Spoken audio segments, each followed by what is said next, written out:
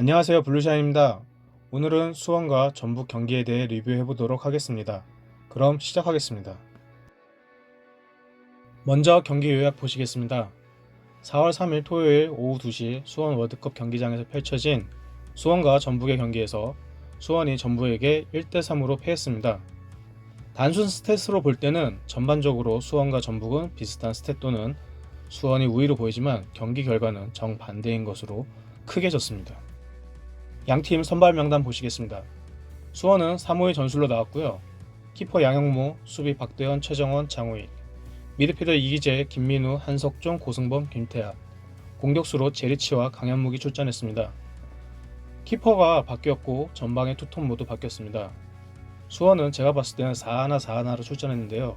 키퍼 송범근, 수비 최철순, 최보경, 홍정호, 이용, 미드필더 바로우, 이승기, 최용준, 김보경, 이지훈, 공격수로 구스타보가 출전했습니다.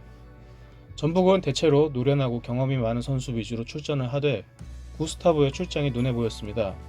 이날 장대비가 쏟아지는 날이었기에 롱볼을 이용하려는 의도가 보였습니다. 양팀의 공격 패턴과 성향에 대해서 이야기해 보도록 하겠습니다. 먼저 수원은 기존과 동일한 공격 스타일을 갖고 나왔습니다. 첫 번째로는 한석종의 롱패스를 이용한 사이드 공략을 가지고 공격을 시도했습니다. 한석종은 기점 역할을 충실히 해내면서 반대 사이드의 넓은 공간을 이용하기 위해 패스를 주며 경기를 운영합니다.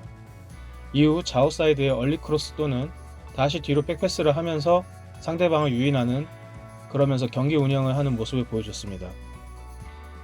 둘째, 왼쪽에 선수들을 많이 세워서 상대 수비를 유인한 다음에 반대 사이드로 공략을 시도를 했습니다.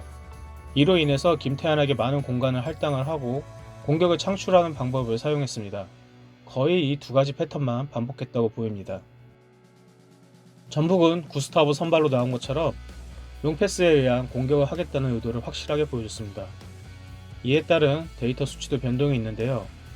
평균적으로 11.4%이던 롱패스 시도율이 12.7%로 상승을 합니다. 경기당 평균 패스가 약 550개이기에 이번 경기는 평소보다 5.5개 정도 롱패스를 시도했다는 것을 알 수 있습니다.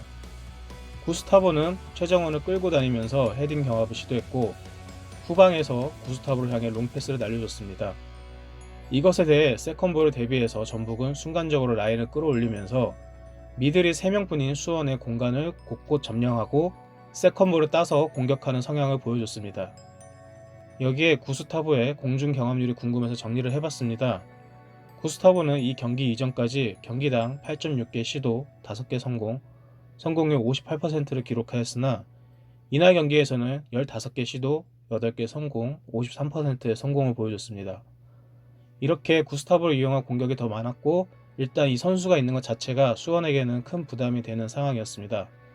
이거를 뒷받침해주는 선수단의 개개인 기동력과 피지컬도 높게 평가합니다. 이 경기에 대해서는 심판 판정에 대해 여러가지 이야기가 있었는데요. 진 거는 인정을 해도 이 이야기는 꼭 들어가야 된다고 생각을 합니다.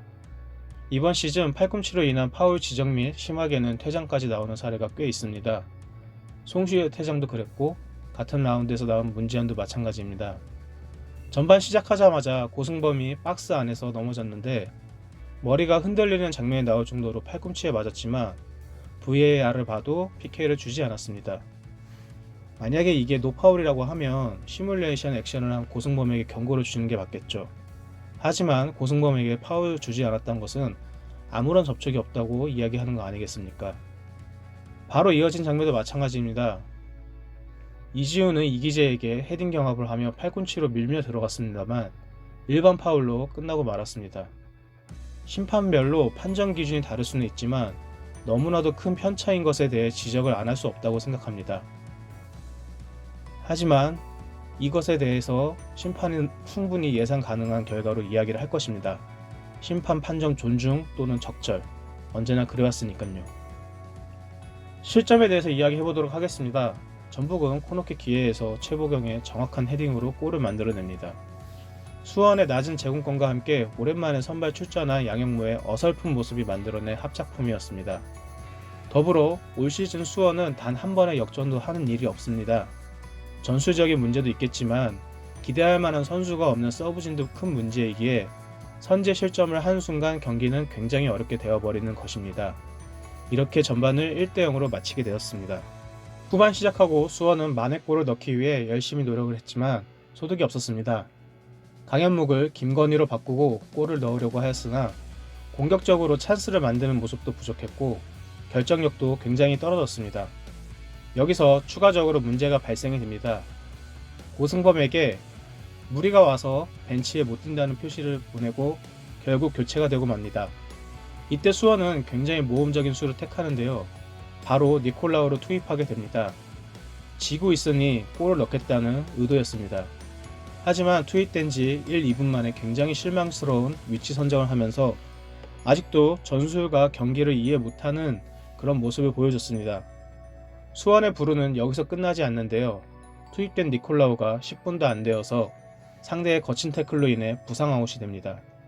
이때 최성근이 아니라 염기훈을 택하게 되는데요. 이 선택으로 인해 양팀의 격차는 더욱 벌어졌다고 봅니다. 사견이지만 염기훈은 이날 뛰면 안 된다고 보일 정도로 수비력이 형편이 없었고 공간을 많이 내어주는 모습을 보여줬습니다. 특히 세 번째 골은 염기훈의 가장 큰 문제점이 나타난 모습이었고요. 어수선한 분위기에서 두 번째, 세 번째 실점을 연달아 하게 되면서 경기가 확 기울어졌습니다. 일전 한석종의 공백이 있는 경우 대체 불가하다는 평을 했었고 고승범도 마찬가지이기에 주의해야 한다고 얘기를 했었는데 역시 고승범이 없는 상황을 보니 마찬가지였습니다. 군입대 문제로 고승범이 곧 빠질 가능성이 높은데 암담합니다. 수원은 종료 직전 추가 한 골을 얻으면서 경기를 마무리했습니다.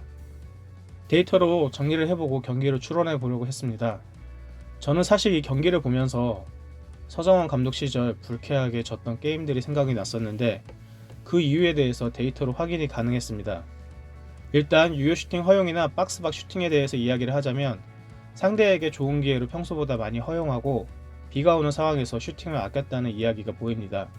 패스 수는 증가했는데 키패스 수는 반 이상 줄어들어서 중요한 기회에서는 기회 창출을 못했다는 것을 이야기를 하고 볼을 가지고 경기를 주도하는 것처럼 보이지만 실제로는 경기에 영향력이 없는 죽은 패스 위주의 플레이를 했다는 것을 보여줍니다. 전북은 늪축구를 하면서 자기의 진영으로 수원을 유혹했었고 수원은 들어가도 뭐 하나 해본지도 못한 채 디키타카 위주로 플레이했다는 것을 알 수 있습니다. 정리해보도록 하겠습니다. 먼저 수원의 경우 냉정하지 못했던 경기력을 이야기할 수 있을 것 같습니다. 상대가 원하는 대로 판을 만들어줬던 점이 아쉬웠습니다. 또한 그동안 리그 경기에서 보여줬던 약점에 대해서 총체적으로 보완이 안 되었다는 것을 다시 한번 재확인해줬습니다. 서울전에서 홍준호한테 털리면서 제공권이 약했던 것을 구스타브한테 그대로 보여줬고 수원FC전과 같이 상대의 전방 압박에 밀리고 지공에서 운영을 못하고 탈압박을 못하는 모습을 그대로 다시 보여줬고 강원전에서 보여줬듯이 공격진들은 하나같이 둔하고 결정적 기회를 만들어내지 못하는 모습을 보여줬습니다. 또한 일부 선수에게 의존하는 경향이 큰 모습을 보여주면서 그 선수가 부상 등으로 빠졌을 때 대체가 안 되는 모습도 보여줬었는데 더 뼈 아픈 것은 그동안 보여줬던 수비의 안정감이 확연하게 떨어졌다는 점입니다. 3명의 미들이 조직력이 떨어질 경우 연쇄적으로 수비가 무너질 수밖에 없는데 니콜라우, 염기훈의 경우 낙제점을 받아도 할 말이 없는 수비력으로 수비의 안정화가 굉장히 떨어졌습니다. 다시 수비부터 정비하고 볼만 많이 소유하고 죽은 패스를 돌리는 팀이 아닌 간결하고 심플한 축구가 필요한 때가 아닌가 생각해봅니다. 전북의 경우 자신의 스타일의 축구보다 상대를 끌어당긴 후 아무것도 하지 못하게 만들었던 축구로 성공을 했습니다. 이러한 축구는 상대적으로 불균등한 선수들의 피지컬에 따라 기복이 있을 수도 있지만 워낙 스쿼드가 두껍기에 일정이 타이트한 이 시기에도 문제는 크지 않을 거라고 생각을 합니다. 그럼에도 전북이 굉장히 좋았다고 보는 점은 강력한 피지컬을 바탕으로 한 수비력이 돋보였습니다. 상대와 1대1로 맞설 때 개인 능력이 출중한 것도 있지만 절대 피지컬에서 밀리지 않기에 이런 스타일의 축구가 가능했습니다. 특히 수비적으로 센터백 2명으로 충분히 전 지역 수비가 가능하기에 밸런스 면에서도 훨씬 좋았다고 생각을 하고 있습니다. 그럼 이상으로 마치겠습니다. 여기까지 봐주신 모든 분들께 감사드립니다. 안녕.